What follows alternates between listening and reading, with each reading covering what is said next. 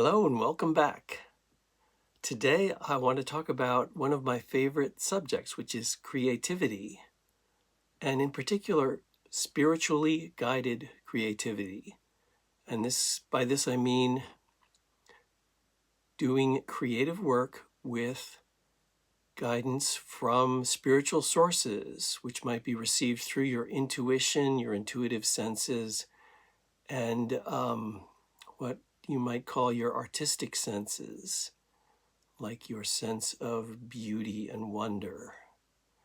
So spiritually guided creativity, I believe, is one of the forces shaping the world and the transformation of the world we're in. Now, I wanted to introduce this model. These are the 6 facets of creative genius. These 6 facets are aspects of your creative life or your creative system, if you will. And to have a well-rounded creative life, you want all 6 of these to be strong and functioning well.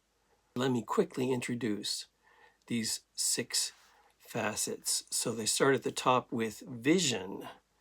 Vision is your ability to tune into possibilities that don't currently exist. Next, going around is tuning in. So this is connecting to your intuitive senses, listening to the messages that are there, being aware of the energy environment that you're in and the energy of your own body. This is the whole area of intuition. Structure. Structure is, you could say that this is the domain of your rational mind and its role in creative work. So this includes planning.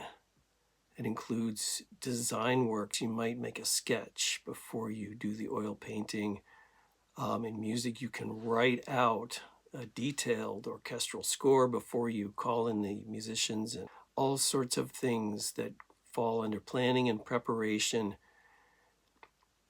At the bottom, we have rhythm. So this is your actual execution of the artistic work. I think of this as the things that you do routinely every day. So these are the things you know how to do very well. Next over is exploration. So this is trial and error. This is playing around and seeing what results you can get with your tools. What happens when you try something? And in the best creative work, there is always trial and error, because if you're doing something that's really new, you don't know how to create it, how to make it tangible. You have to learn with your tools, with trying different things to see if they work the way you hope they will. Last one is passion. So this is connected to your heart. This is the energy and motivation that goes into your creative work. So ideally, you want all 6 of these facets to be both strong in themselves and able to cooperate with these other facets.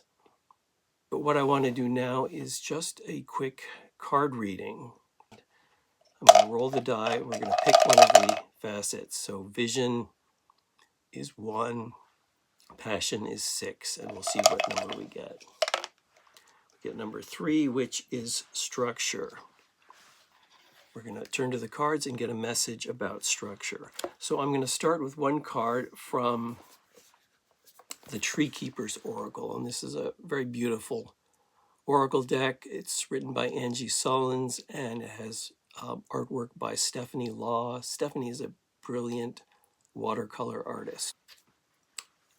It's a collection of tree spirits, each of which has different specialties, and we're going to find out which of these spirits or tree keepers is going to help us work with structure, planning, design. Keeper of the game. Playing the game of life requires you to know when to confront as well as retreat. This moment challenges you to stand in your power and confront what seems overwhelming, intimidating, or downright scary. Crisis is the companion of opportunities, so look beyond the surface for the opportunity calling you out of your comfort zone. Keeper of the Game is talking about strategy. This is telling us, in connection with structure, that it's important to think strategically and have a plan to accomplish what you want instead of just taking one step after the other and hoping that you get to the right place. In this case, it's important to be clear where you're headed, what obstacles are facing you, and have a plan to be stronger than those obstacles. I'm turning to the Elemental Oracle by Stacy DeMarco. Okay, so this card, North, is telling us this is a significant moment. This is time to be focused, time to have a plan, and time to move forward. This is about our purpose, and it's a time of significant opportunity. And let me get one more card. The card is Speed. This card reminds me of a message that I got from a dream recently, saying this is a time of opportunity, but a time to move quickly. This is a time when opportunities suddenly show up. It's like all sorts of things open up for everybody, and the person who gets there first can get the best opportunity. So this is not a time to hesitate, but to move ahead quickly and decisively. So this is a time to think clearly, to be careful, to have a strategy, and then to move quickly, to find opportunities, to take them without hesitating, and see where you land. So I hope you enjoyed this message, this card reading, and I will see you tomorrow.